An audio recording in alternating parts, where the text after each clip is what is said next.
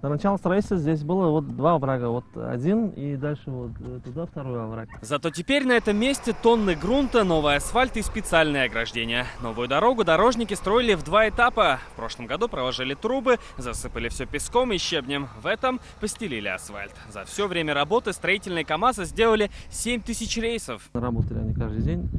Погрузчики, экскаваторы, катки, 2 катка здесь было работало. В общем, получается, Кран. чистыми где-то полгода, да, делали эту дорогу? Да. И сегодня дорога открылась.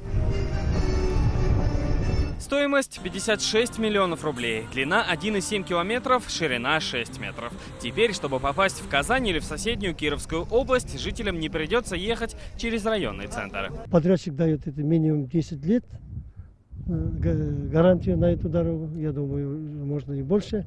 Но это была востребованная такая нужная, хорошая дорога. Главное назначение новой дороги – это то, что с ее появлением должна разгрузиться центральная улица Балтасии. Здесь и детская площадка, и культурные центры, и магазины, и дома вдоль дороги. С этого дня на этом месте должно стать безопаснее.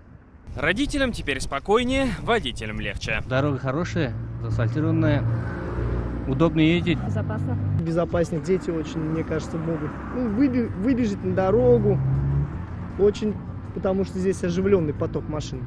Вообще в этом году в республике планируется полностью отремонтировать 108 километров дорог регионального значения, плюс 4 новых моста, и это без учета ямочных работ.